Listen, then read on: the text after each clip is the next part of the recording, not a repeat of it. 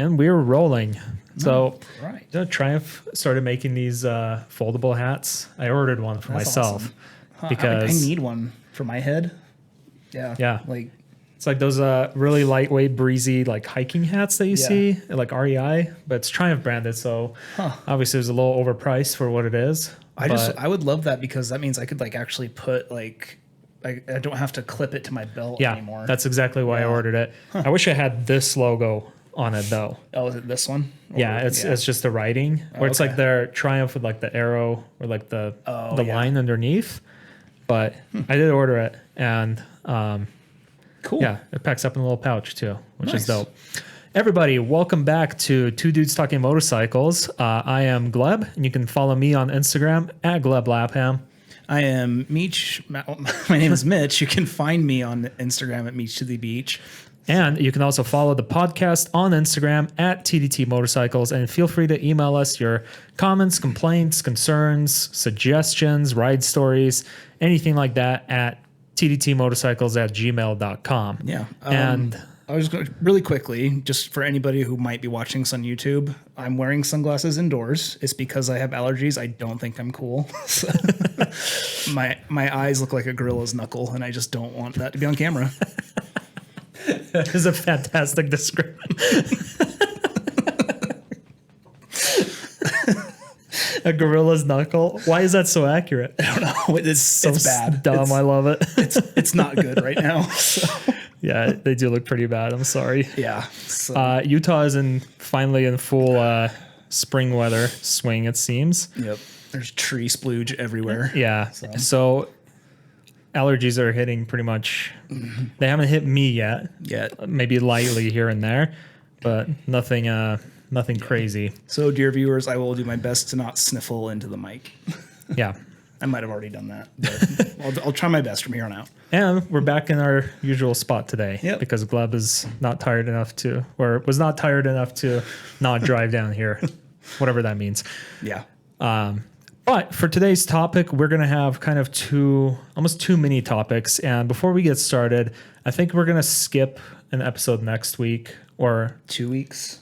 Yeah. So the episode after this is going to be a bit of a longer time frame between the two episodes because we're both going to San Francisco over Memorial Day weekend, which is also our recording weekend. So we're going to use that time to kind of plan out future episodes a little bit and just take a little break. Get some things brewing. Yeah, because we do have some bike stuff planned and a trip and all those stuff, which we'll probably cover in just a later episode. Yeah, I don't see why not. So. Yeah.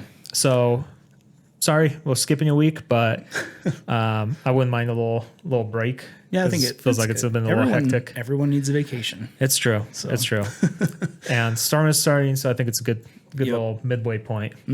Speaking of the future, too, May 19th. May 19th. The Distinguished Gentleman's Ride coming up. So if you haven't registered yet for your local town, your local city, it's gentleman'sride.com. You should do it. Yeah, you should do it. I think it's a lot of fun. And we do have our donation links in the description below if you want to donate to either one of us or to any other rider out there or just to the organization itself. Yep. It does go towards prostate cancer research and men's mental health support and all of that kind of stuff. So a really cool cause and a really cool ride. Great way to meet other people and other riders, especially in your area. If you're new to riding, I think that's a great place to start too. If you want to meet like other riders and stuff. Yep. And it's it's a lot of fun. I know every time we mention it, that's what we say. It's a blast. Last year, I was able to somehow raise the most funds for. I know you did awesome. I don't. Yeah, so cool. So this year I've raised $20. Yeah, I have. But I have not raised a lot this year either. But this year I'm going to be doing more to kind of help the ride out. Like I'm going to volunteer to be like a guide person. So I probably won't be participating in the actual ride itself as much. I'm just going to be helping out, keeping the ride organized and all that. Don't they also like ride ahead and kind of guide people along the route? Yeah, I do remember guys doing that last year. Yeah, that's cool. That's cool. I'm super excited for it because it's always such a fun, it's so good. Fun day. My favorite part is just seeing all the different motorcycles that people have that they bring in to show off and stuff. you're surrounded by Harleys and sport bikes all year round, right? Yeah. It's nice to be surrounded by other modern classic nerds. Yeah, that's true. Except it. this year, I won't be riding a modern classic. I'll be riding my Triumph Tiger, which is very much just modern. Yeah. Not very classic. So how about modern classy? No, it's just an adventure bike. It's not classy? No. It's my Starbucks runner and coffee shop bike. Modern bougie. Yep. I did get some Moscow bags for it. Oh, yeah. Big ass, very expensive Moscow Moto backcountry 35 panniers. And I will say these things are super solid. I'll probably, once I use them a little bit more, I'll probably do like a little review episode on them. But initial thoughts is they feel super, super sturdy. Like that's good. Very, very thick material. And I do like their quick release brackets. So it makes it really easy to take them on and off the bike. The big drawback to that, though, is they are pretty hefty even when empty. So you do notice the weight, but I'm hoping that weight won't kind of affect it too much. And hopefully that, even with stuff kind of packed down and things like that, it won't be my bike's not small. So the weight shouldn't obviously it'll affect it, but it shouldn't it's not going to slow the bike down significantly. Yeah. Well, I mean, if you're loaded up and say we're off-roading or something, having an extra weight in the back will actually help you with traction and stuff, keeping more weight on the tire. Yeah. So. But it'll make it harder to kind of also maneuver the bike around off-road. Sure. But you know what? I spent the money, so I'm just going to live with my decision. Yeah. And might be slightly... our friend Emerson got the giant loop bags, which are half the weight of my bags. Yeah. So I'm like, that also seems nice, but these bags are also just rock solid. Yeah. The Moscow bags. So I'm very excited to use them over the summer and to have them. And if I ever get a different bike and upgrade my bike, then just move it from this bike to the other. So yeah, but I'll do a full review on them later on.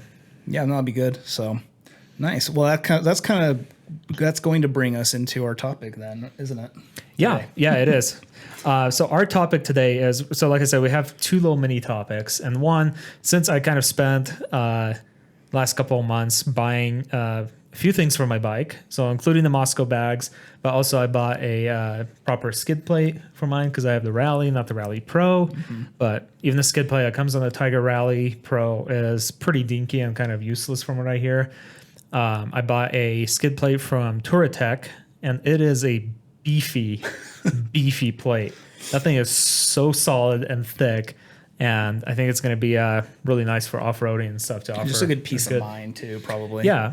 And I'm not planning on doing any jumps with this bike or anything super hardcore off-roading where I feel like the skid plate would really get banged up. But I just knowing the peace of mind that if I accidentally ride over a bigger rock or fling something up or anything like that, it's not going to go and punch right through my sump. Right. Or right into my engine. So it is, I feel like a skid plate is one of those parts that you kind of sort of have to treat like an expendable part. Like if it breaks, then you should definitely replace and get a new one. Yeah. So, but it is a pretty beefy one. So so the first mini topic is just kind of buying and shopping for aftermarket parts and going through installing them and what kind of tools that I found to be useful in installing different bits and pieces onto my bike and for just general bike maintenance, I think. And you've installed a few aftermarket parts on your bike too. I have. It's been a while actually, but I have, So it's a process. Yeah. It takes a long time to. What have you installed on your bike so far? Myself, I've installed, I guess I've only installed 2 different windscreens. Myself. 2. I had that first one. It was more like a conical shape to it. Oh, I thought that came with the bike. Oh no, that was a different one. It came with a flat piece. It came with because normally the bike doesn't come with any type of windscreen. But when I got it, the previous owner had put one on. Okay. It was too small for me. It was this just a tiny little plate. Yeah. You see them around, and it was shooting the wind directly into my neck. So it wasn't the best for me, even though I think it looked probably the coolest. Yeah. So, the other one, had the swept back kind of thing before. For some reason, I'm having a hard time remembering that one. You'd know it if I showed it to you. Like it fits the bike's looks like perfectly. That modern classic. It's not as like enveloping as like the Thruxtons, but it's kind of like that where it swoops back. Gotcha. Yeah, it was decent. It gave me a little bit more wind protection, but then like the wind was still coming up to like it still wasn't going over me. Yeah, just going right up into your face. Yeah, pretty much. So that got old on long rides. I bet. And then I installed. It's the one I currently have on there, which is the Triumph branded windscreen. That was made for like the 2021 model. But it's the same chassis, everything. Yeah. It installed super easy. Nice. So, yeah. What did you learn during that process? Like what kind of tools you needed or kind of like steps you needed to take? Like if I were to do this again, what would make it easier? Yeah. The actual install of it, I had all the tools that I needed. Like I'm pretty sure I had to go out and buy like a certain Allen key for like for the wrench and everything like that. So I got that. I was ready to go. I did my research for what was needed. But then getting it inside, like on the inside of like where the headlight is, that was a bitch, dude. That sucked. It took forever, and like so I had the right size, but I just didn't think about like what kind of tools should I be attaching this to get it up into that weird spot. Gotcha. So, but I'm also not a very mechanically inclined person. So hey, you did it. You did it yourself. There. Yeah, it's still on the bike, so I did something right. So. And I think a lot of that stuff is just like the more you do it, the easier it becomes because you're kind of like, oh yeah, I know what I need to do here, or it's like, oh, if I just do this, it'll be a little bit easier to set myself up for like an easier process later on and things like that. What was the other thing that I know we installed the center stand on your bike? Oh my god, the center stand! Was sure an absolute nightmare. Yeah, everything up until the very last step, and I installed the center stand on my bike as well. Yeah. And didn't your dad help you on that one too? Yeah, my dad had to. I don't know what kind of things he grabbed, but he kind of just found some tools to kind of. But it was way easier for my bike, for me, for some reason, than it was on your bike. But I remember like us trying like 50 different tools. That's an exaggeration, but of trying to pull that spring up onto the hook where it hooks up just to get it to like sit on there. It was rough. Yeah. So and up until that process, I was like smooth sailing. That spring took us like 2 hours along. And we had to run to like 2 different stores. Yeah. To try to find something that we can just literally just use to pull it up and set it That was rough. That was a very rough process. Yeah. Not so much like for like an install, but like shopping for and technically it's aftermarket, like tires too. Oh yeah. Like took me forever to find tires I wanted to try out. I still have those tires, the Anarchy Wilds or Anarchy Adventures. The Michelin's, right? Michelin Anarchy Adventures. Nice. And they're still on there. I don't think I'll be going with them again, but because you said they're a little like too smooth, too like that sounds like counterintuitive, like too smooth for tires, but that's like very true. I just feel like with my old tires, I think they're like some like Shinko brand. Okay, I don't know, but I remember that one because like if I could when I was leaning into it, like I just was getting feedback from the tires, like okay, I've got some grip. Maybe I don't. I can lean back up if I need to. These ones, I don't know where they're at. Gotcha. So I think you should get the Trail Max missions that I've been rolling with for the past 2 years. I might do that, or the raids. And I was thinking about getting the raids next, but I read a review on them. They do not last long at all. I think one review actually estimated because they're very off-road oriented, so it's much softer rubber. That makes sense. They estimated it would probably last about like 4,000 to 5,000 miles, 6,000 miles maybe. And I'm like, the Trail Max missions that I have, I mean, they're not even to the wear bar, and they're at 10,000 miles, which for motorcycle tires is pretty damn impressive. Yeah. So, that's pretty wild. Yeah. So I think I'm just going to get the same ones before our next trip. But you've installed a lot more aftermarket pieces than I have recently. Recently, yes. Yeah. You also installed that little rack, right? On your bike. Oh yeah, for the back. About that. Yeah. And I uninstalled the one it came with too because it was that too, and you still have that bolt sticking out because it's a little too long. So I think I guess let's start with we didn't even cover the news. We'll cover it in the end. We'll get there. I guess I'll start with like first shopping and finding which aftermarket parts work. And my favorite, I just usually will Google like skid plate for a Tiger 900, and then like I usually try and find either like Reddit posts or forums specific to that bike, or like ADV Rider. I think they have their own forum, or Adventure Bike Rider, one of those two. Reddit is a big source, and then Triumph. There's a Triumph forum online. I think it's like Triumph Rat or something like that. And they have a bunch of different topics, and that's where I first started.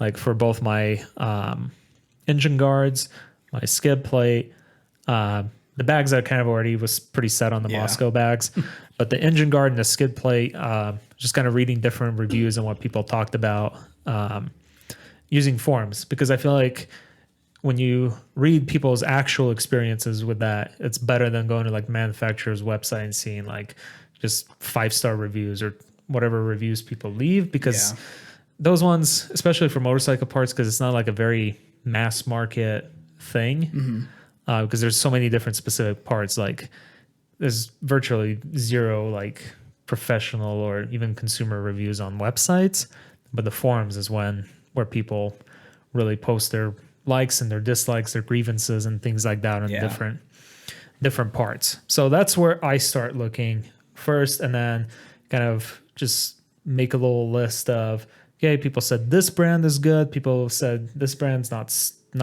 so much, the pluses and minuses of different brands and things like that, and then just start from there, and then just finding the best price or best deal, and hoping that it's in stock, because I notice motorcycle parts, they kind of go out of stock pretty often. They tend to. So that's where I kind of start, and then it's just just the simple task of ordering them and buying them. Not bad. So forums, Reddit, I just love Reddit for any of that kind of stuff. Reddit's because been awesome. You always just hear from like real people sharing their experiences versus some review site and things like that. On my first bike, because I installed like I bought a new seat and took off the old one. I don't want to say installed. That was a stupid thing to say. But no, it was, I got a new seat. I bought like the light cowl for it, and like that was also a pain to install, just getting like the Allen key down there. I had to get a long enough one to get down to the fork and get it. It was not my favorite day. And then put like that slip-on exhaust on it. Took off that giant barge of a Honda exhaust. But one thing I did when I was looking for a windscreen for my bike now, this is like before I even bought like the old one that I had. I was looking everywhere. It was before like the Triumph one was available, and I was just like, some people were saying like, "Oh, this item will work," and I'll be like, "No, this doesn't work." Puge, one brand. Puge, whatever you said. That one brand. That one brand, yeah. Like there was one of those that's supposed to be universal, right? One thing I did do that I talked to like the gear experts or whatever they're called on Revzilla. I chatted with one of them. It's like, okay, here's the deal. Like it says universal. It says it fits Triumph, but that's all it says. So like, will this fit this bike? And he's like, oh, let me go look into it for you. And he came back and he was honest. He's just like, I'm finding conflicting things. So I'm going to say no. Honestly, like if it's very conflicting, I always just default to no. Because I don't want to go through a billion extra steps to install something to make it work. And then I'm just going to be paranoid of whether I'm just like, okay, is that thing's actually going to stay on there, or is it going to fly off after like 100 miles or something like that? So I'm very picky when it comes, and pretty much with anything, not just aftermarket parts, with any purchase I make, whether it's motorcycle or non-motorcycle related, I do tend to do like a ton of research, reading forums, people's experiences and stuff to try to nail down which one I want. Well, you want it to work, right? I want it to work, and I want it to be durable and reliable, and I don't want it to like... And I just want it easy to install. That's my big I don't want it to be super complicated to install. Which so far the parts I had, they were okay. They weren't, I wouldn't say they were the easiest, but they weren't the hardest to install either. So after that, like, you find the part, you order it, you get it home. A good thing, so there's one very essential tool you should have if you plan on doing not only adding parts to your motorcycle, but plan on doing your own motorcycle maintenance and like oil changes, anything. And that's a torque wrench. Yep. Buy a torque wrench. It's going to be the best investment you make for your motorcycle workshop. I have two. I have one that's like big boy, like very high torque I use it for my car as well, which is nice. Yeah. Like car repairs and stuff, because you have a lot of pretty high torque figures on that. But then I also bought like a second smaller one that just has inch pounds instead of foot pounds. So I can work on smaller parts, which a lot of like my motorcycle has a lot of ones that my big torque wrench is just too much. Right. Yeah. It doesn't go low enough to torque those properly. And the reason for that is because, motorcycles, they experience a lot of vibrations from the road, from the engine, from wind. Like, this is like everything. So you want those, everything that's attached, you want it to, well, at least most things that are attached, especially if it's important bits like the drain plug, like engine guards, engine mounts, frames, all of that kind of stuff. You want it to be properly torqued so the bolt doesn't either end up cracking in half or coming undone or anything like that. So torque wrench, I think, is the single biggest thing you can get that will help you out a lot and working on your own bike. Okay. No, it's not bad. Yeah. So, have you encountered, like, what's been like the worst thing to install on your bike? I know on my bike, it's hands down that stupid center stand spring. For your bike. It was also the center stand spring. Was it? Okay. Yeah. Because up until that, pulling that spring, it was an easy process, but it was a little less involved than what we had to do with yours, because I was kind of like, because I've done it once before and then I had my dad help me out. And we managed somehow to get it hooked. I can't remember how I did it on my bike or what I used, but somehow I managed it. And then I erased it from memory because I was like, I never want to do this again. That was probably the hardest. And then I did install that skid plate and the racks. And the skid plate, it wasn't really hard to install. It was just, it became like more and more cluttered to work on certain things in it.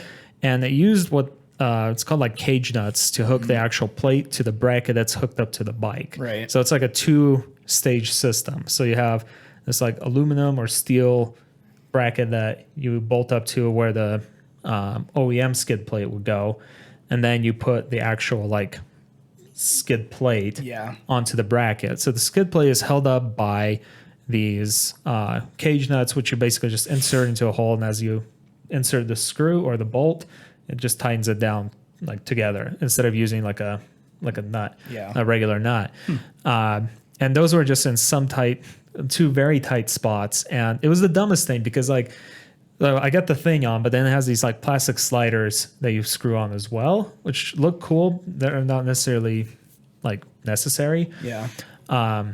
And every time I would try to screw those on, one of the cage nuts would just pop out with the screw. Like the screw would force it out. And I'm like, I don't know how to get this to hold up. So I went to Lowe's. I bought some like regular lock nuts. I got one side, but the other side I couldn't do it because it's right next to my header. So there's no way I can hold and screw it on, or even tried like using some pliers some pliers or something to like hold it in place. And I just could not do it. And then it finally hit me. I'm like, okay, what if I loosen the big plate and just scooch it up, because the spots where the cage nuts were had a little bit of wiggle room if you loosen them, so you can kind of slide it back and forth, just like a couple of millimeters. So you just slide it back and forth. So I just like slid it forward, so I had those screws in the front that hold the plastic plates up had a little bit more room, and that did the trick. And I was like, I went through all this effort. I went to Lowe's twice to buy some dumb shit. Oh, man. And all I had to do was scoot this thing up just a little bit to give it more room. Yeah. But see, it's just like a learning experience. It's one of those things where now in the future, if I have to install something, I'm going to be like, wait a minute. Remember, Gleb, check to see if there's extra room for what it is you're trying to install. Question about your skid plate, and I don't know if this crossed your mind at all or if it was just as simple as like, oh, that meets my need, but does that get in the way of like your oil drain? It does. Okay, so you have to remove that. So I'd have to remove the skid plate to drain the oil. But luckily, I don't have to remove the the bracket Right. that it's held onto. So I just have to remove the actual plate. Okay. Not So the too bracket. bad. Yeah, it's not too bad. It's just, so I have to take off the plastic pieces because they hide 2 of the screws, which now I know is a much easier process. So just take those off and then pop out 4 screws and then drop the plate. And then I can get to the drain plug and my oil filter.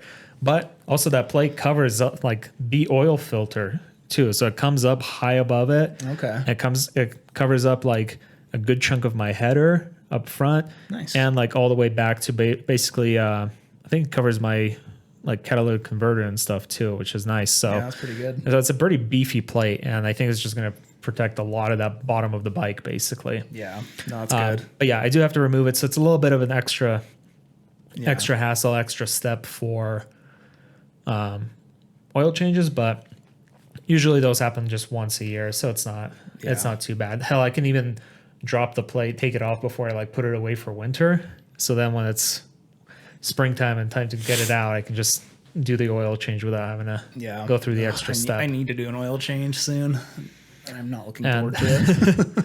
And yeah, so it wasn't like, I would say it was pretty easy to install, but also difficult, mainly due to my lack of like experience. Yeah. Less so than like the instruction, or it just being difficult to install. It was more of just me like not thinking ahead and not trying to like see what kind of solutions were working, mainly dropping like, I'm gonna go to Lowe's and buy some more screws.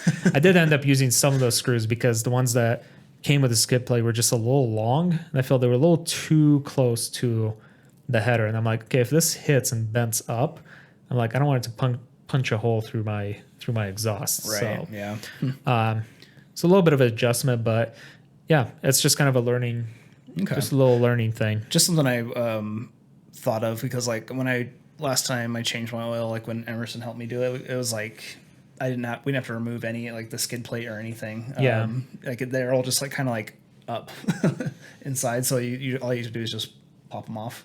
So it's for my oil filter and my oil drain plug. Yep. Okay. So that's nice. yeah. So it's like, and I think with the OEM like Triumph plate, I think they have like a hole in the middle for the drain plug, so you can do it directly. But at the same time, it's also one of those things like, well, what if something like flings up there or gets like rammed right in there? That's like a little bit of a weak spot. Yeah. So I'm not too concerned about it, because I'm like, I don't do an oil change like every month. Yeah. So and we're not like hardcore. We're not. Yeah. We're also not. Yeah. That too. That too. We're not that cool. We're not that cool. No. Follow someone else if you want to cool off-road stuff that people jump on. Yeah. So I get you. So it wasn't too bad, but and then I installed my racks. So I ordered the Moscow Moto bags, and directly from their site also ordered the Outback Moto Trek panniers for my bike. And the panniers took me maybe like 30 to 40 minutes to install. It was super easy on my bike. I had to just pop the seat off, take off the plastic, it's like plastic cover that includes a stupid cell phone tray that's useless. Oh yeah. So like move that out of the way, and then just kind of undo a few bolts for the grab handles, and then the 4 bolts on the back for the for my like where the luggage rack would go if I had one. Nice. So I had to undo those, and then just basically pull the OEM bolts out, align the and I had to loosen the foot pegs, passenger foot pegs too, because they hold the plate or the mounts up. So I had to loosen those, basically, or pull the OEM bolts out, put the ones from the Outback Moto in, and then just and then put the crossbar in the back underneath my like behind my license plate and stuff to hold so they stay in place. They don't like cave in on each other. And then just torqued everything with my torque wrench, and then it was good. And then I did have to install the Moscow Moto like mounting plates onto them. And then I think the longest thing that it took me was not installing anything to the bike itself, but I got those aux pockets, the little side pockets that the Moscow bags come in. Oh, okay. Yeah. Attaching them to the bags took me the longest time, because I got like the full set. Yeah. And I have to like reach inside the bag, hold the screw up while also reaching from the outside and tightening it at the same time. And it was just kind of a pain, because those bags are super stiff. Yeah. In general, but also because they're new, so they're even stiffer. just to align it. And I'm pretty sure I had just not blisters, what is it called? Calluses, like on my, still have them on my fingers and stuff from trying to, because they're pretty smooth screws, so it's kind of hard to align. Yeah. So that took longer than the actual rack to install, I swear, or maybe just the same amount of time. So it wasn't too bad. That's good. And then but before I even started installing anything, my dad got me for Christmas this really nice tool set from Lowe's. So it's got a bunch of wrenches, got a bunch of ratchets, and just a whole assortment of various sockets and sizes. And then I also got for it, I guess this is the other thing you should buy. So once you get the torque wrench, figure out what kind of bolts and what kind of bolt sizes and screws and everything that your bike has that you may need in the future, and kind of buy the tool set accordingly. Don't buy everything all at once, because I feel like it's expensive. You just it's expensive, but you also kind of acquire tools as you need them versus buying everything and then I haven't used half of these.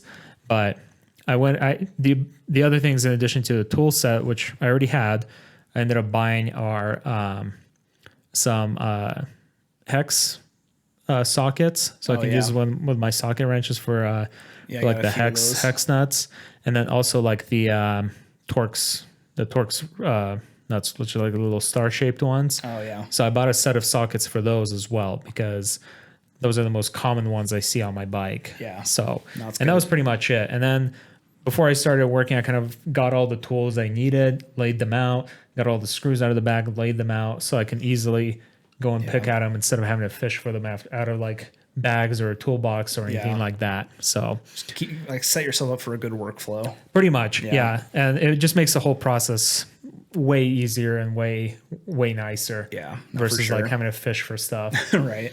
The other thing is just ample space, good lighting, so you can see what you're working on, and those torque specs. I would say timing too, because it sucks when you're racing against the sun. Yeah. Luckily, I was able to do it in my garage, so that was fine. But also, if it's cold outside, my garage is not heated, right? So I'm I don't want to work with tiny little screws and stuff and tools when it's shit hurts. Freezing. Yeah, because then you can't feel anything. Yeah. I just have a little space heater in the garage, so that it worked enough. Yeah. And it was warm. I mean, we had a cool weekend, but it was warm enough last weekend to do it. Yeah. Yeah, good lighting, can of beer. That's the most important tool. Yeah. And then just kind of follow the instructions carefully. Don't try to if you're installing something, don't try to rush ahead. Oh, I got this, let me just put this in real quick and stuff. Unless you already know what you're doing or you've done it before, I think it's just a good idea to kind of follow the instructions step by step, especially if you're new to it, you're not mechanically inclined, or if it's your first time installing that kind of part. Yeah. Just so you don't make any mistakes, and also, torque your stuff appropriately, especially if it's something on an important piece. If it's mounted to the engine, like my engine guards are, you want those to be torqued. Yeah, you don't want properly. to mess around with that. Yeah, and you don't want to strip the oil drain. Oh, definitely not. So you want that right. And you don't want to lose. So either. Even the oil filter, I have for my oil filter, I have one of those it's basically an oil filter wrench. So you put it up and they put a socket on it. And I can even torque that to what it's supposed to be, which is nice. So I kind of just set it all up, and torquing is important. But if it's an accessory that's not structurally or mechanically necessary, or if it's not something that's hooked directly to the engine or to the frame of the bike or anything like that, you're probably okay just hand tightening it. My bark busters, I just hand tighten those because I'm I don't need these. These are on the handlebars. If they break off or fall off, it's not going to destroy the rest of the bike. So they're just on there. Next episode, the news will be that Gleb lost his my bark busters. So far, they're holding up, and it's been over a year. So it's good. It's good. Good time. They don't even move. That's good. I'm pretty sure they're stuck on there at this point. Nice. Hell yeah. Or the windscreen and stuff like that. That's probably fine. Just being more or less hand torqued, and just various fairings that aren't essential to the structural integrity of the bike. Well, and the way my windscreen installs to the scrambler's headlight, if that was about to fall off, I would know, because that would mean the headlight is also about to fall off. Which would be bad. A little bit. Yeah. Those are expensive. I looked up the replacement. Yeah. They're nuts. I bet. Yeah. I feel like headlights are expensive for everything. Yeah. Like cars, crazy expensive. Yeah. Bikes, I'm pretty sure even more, because they're even more special it's a motorcycle. for some reason. Yeah. It's a motorcycle, so Yeah. everything's more expensive. Like motorcycle tires, stupid expensive. Yep. There's only 2, and they're like half the width of a car's tire. Why are they so pricey? We don't know. Less material. It should cost less. Yeah. Also, why is motorcycle registration the same as car registration? Oh my God. Yeah. It should be like half the price, because we're using half the vehicle. Half the vehicle. It's like got half the wheels, half the price. Vehicle, for being real. So yeah, it should be like a quarter of the price of a car. Mm-hmm. Maybe it'll encourage more people to ride, which is a good thing. It's good for congestion, traffic congestion, and it's good for your health.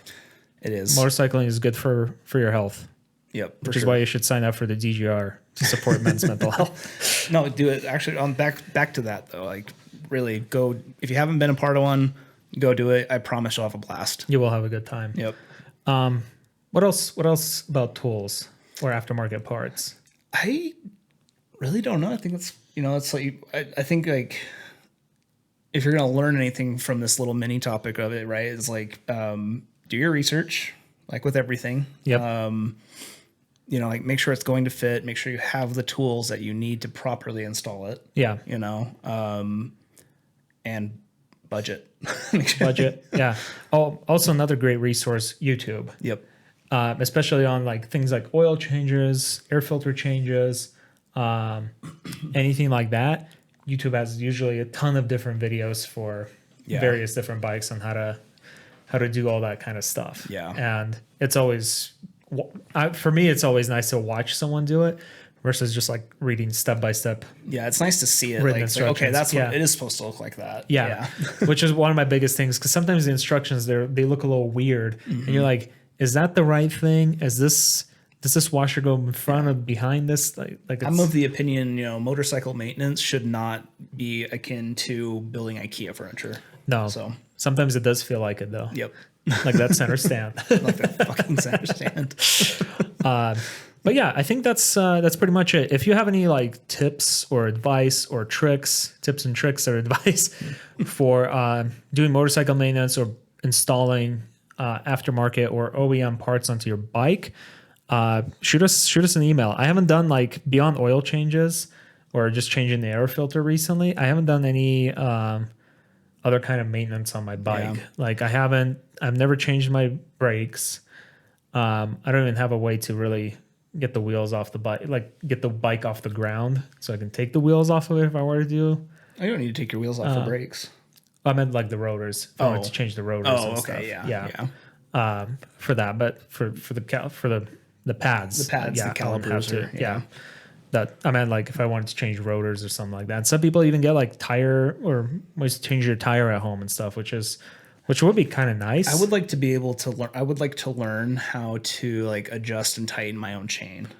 That too, yeah. Which I think on most bikes you just have to turn the bolt in the back.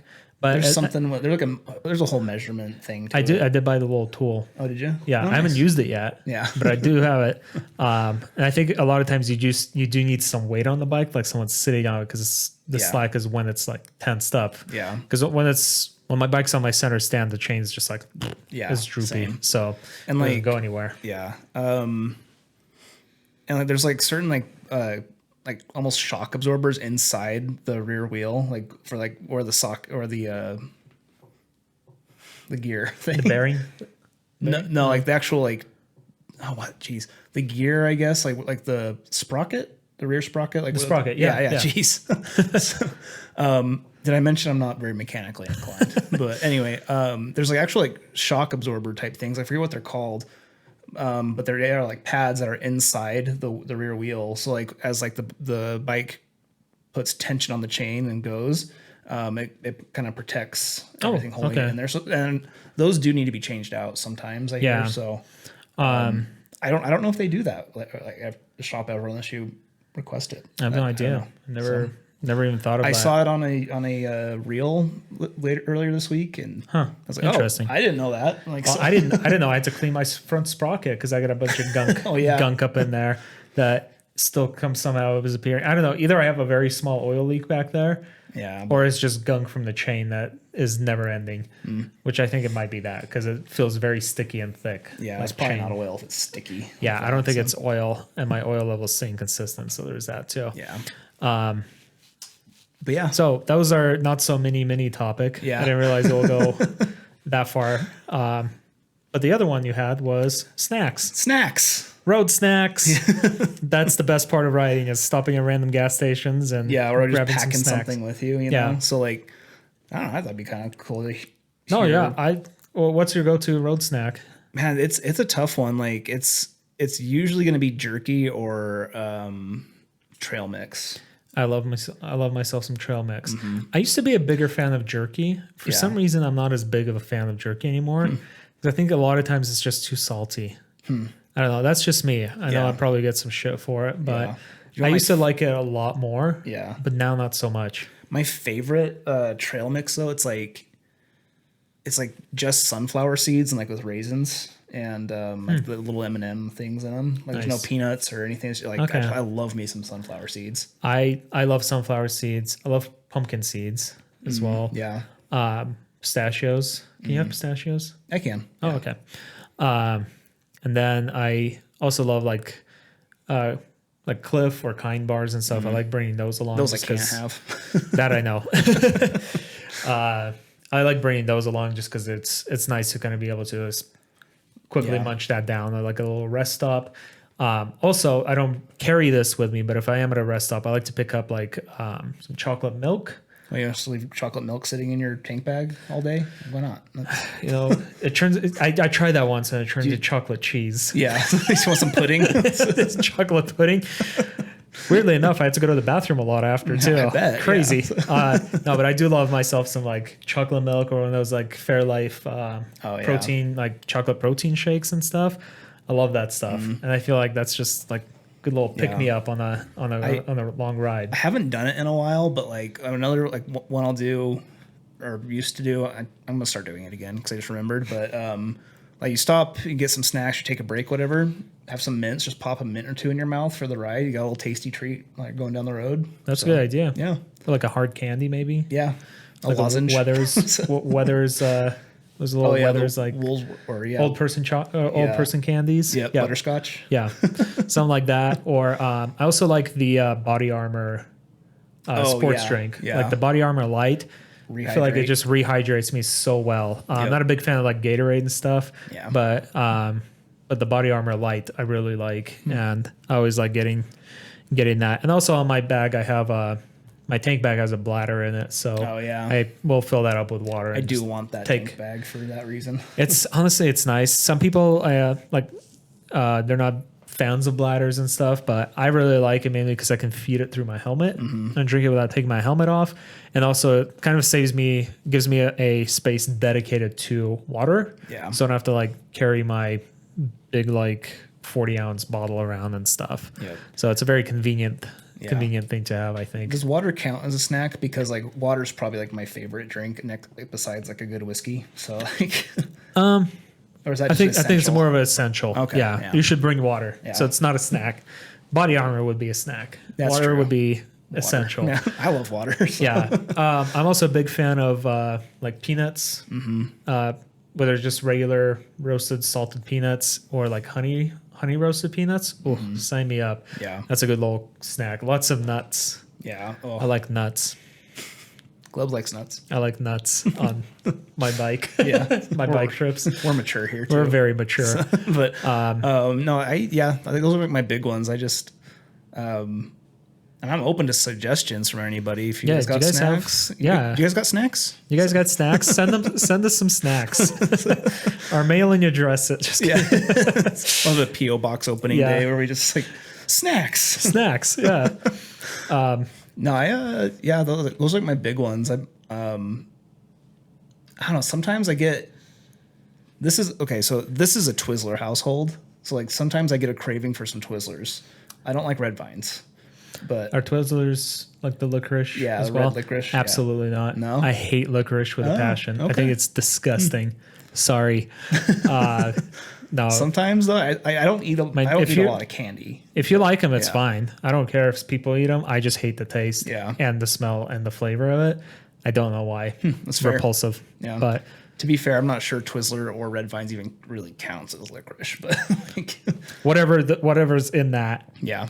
To me, tastes like ass. So now sometimes I'll get like a little craving, like little like mini packs of like the Twizzlers. Just snack on one of those on the stop. Yep, makes sense. I feel like that's one thing we missed on our Colorado trip is I don't feel like I had like enough snacks. Like, yeah, I felt that way too. Yeah. I feel like I really should have loaded up on, especially like melting snacks because it was pretty hot. Yeah, but like nuts, like peanuts. I don't know why I'm doing this motion. I think I'm just pretending like shaking a bag. You can't see my eyes, but I was just like, "What's he doing?" For some reason in my head, I am picturing a Ziploc bag full of peanuts that I'm just shaking. And it's going to make that noise back and forth. Well, good thing the majority of our listeners are on audio because they don't know what you did. I know. I'm like holding it out, and I'm like, wait. You know, and people on YouTube are going to be like, one, what the fuck is he doing with his hands? And people on audio are going to be not going to be seeing it what's at all. going on? But yeah, so I think trail mix. I'm also a fan of like the Frito chips. Oh yeah, with the chili. Oh, chili cheese Fritos. The chili cheese Fritos. Oh, I get those at work all the time because my work's right next to a Maverick at a gas station. So I freaking love those things. Oh yeah, yeah. I mean, I enjoy a good chocolate bar, but I'm not gonna pack chocolate because I bought that protein bar on our way to. That might have been Uri. No, not Uri. Geez, Tori. It might have been Tori. I can't remember, but I bought a protein bar once, and I was like, Then it just turned into mush. It just melted completely. It was just a gelatinous glob in a wrapper. I remember that thing looked pretty disgusting. Do you remember that one time you this was in the winter, so it wasn't for riding, but you gave me that Snickers protein bar? Oh yeah, because it had nuts in it. Oh yeah. I did not eat it. I threw it away because I left it I took it snowboarding with me, but I left it in my car, so it was like rock solid. And then it did melt a little bit once I turned the heater on. But it was so damn chewy. I'm like, I'm going to lose a filling just eating this thing. Yeah. And then it also rumbled my stomach. So I was like, no, I can't eat this. This thing's not sitting well in me. The Snickers protein bars, they do not have the TDT stamp of approval. So. No. What does have the TDT stamp of approval? Sunflower seeds. The already like ready to go. I'm not going to be trying to spit shells out in my helmet. Yeah, that's fair. Should that be our thing now? Is TDT approved snacks? TDT stamp of approval for not just snacks, for like random things. Yeah, I think that'd be a good idea. Cool. Okay, you've heard it here first, folks. You can send us pictures of your gear, and we'll let you know if it's approved. Most likely it will be because it's yours. A new industry standard. We don't want us to hate us. give it 5 years. Exactly, it'll be a new industry standard. Exactly. Perfect.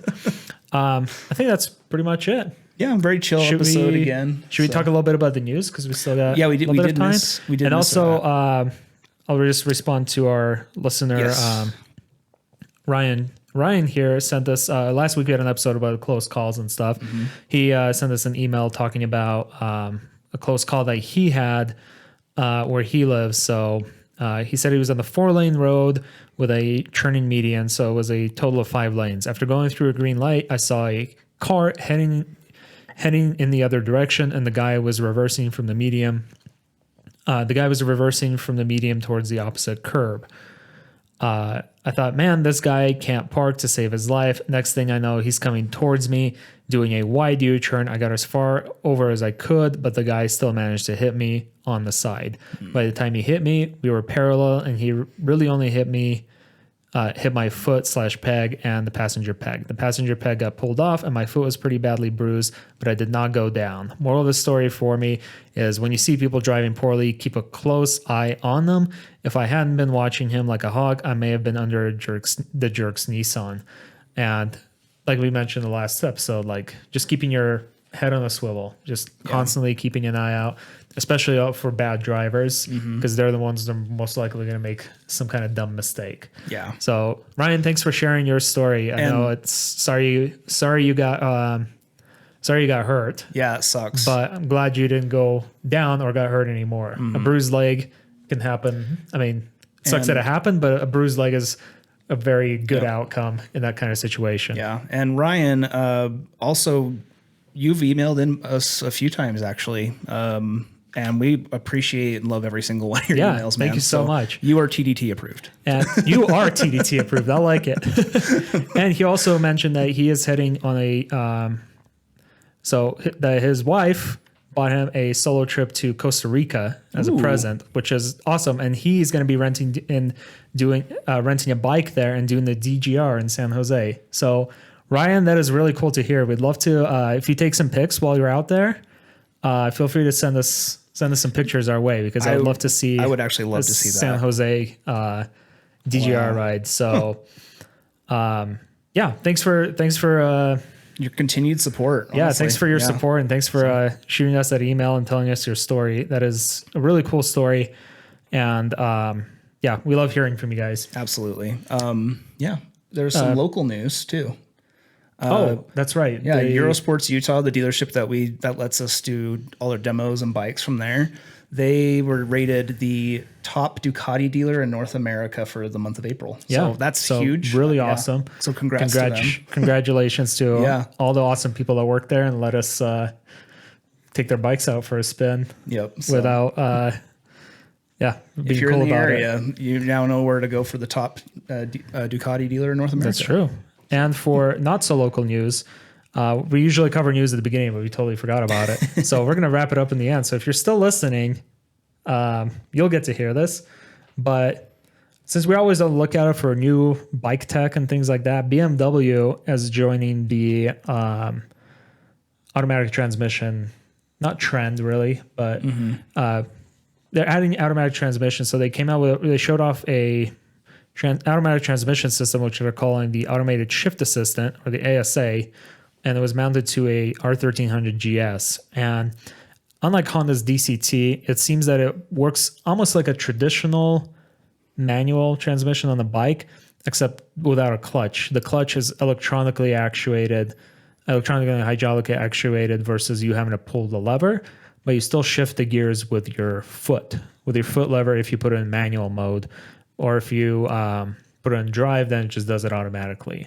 But it still has like a clutch. It's just operated by a computer versus your hand, which is different than Honda's DCT system, because Honda has like park, drive, neutral buttons like a car would. Yeah. And you have an up and down trigger or like little finger pull for changing the gears versus a foot lever. So that could be handy, like with like how the Africa Twin DCT, like if you had an injury or something. Yeah. And I think it's really cool that we're kind of seeing this stuff. And we talked about it like on one of our episodes a long time ago, about how there's probably going to be a debate like, you should get a manual.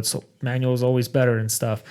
Sure. It is more better. It's more involved. I think it's more fun. Yeah. But if you can't ride manual, or if you have like an injury or disability that's preventing you from being able to pull the clutch lever and shift the gears, this is a very good, I think it's fantastic to have, because this might encourage more people to ride, or keep people riding after, like, if they're unable to otherwise. So I think it's really cool, and just a fun statistic. So, and for those that are thinking like, that's never going to sell, no one's going to buy an automatic bike, Honda, the DCT Africa Twin from Honda accounted for 49% of Africa Twin sales.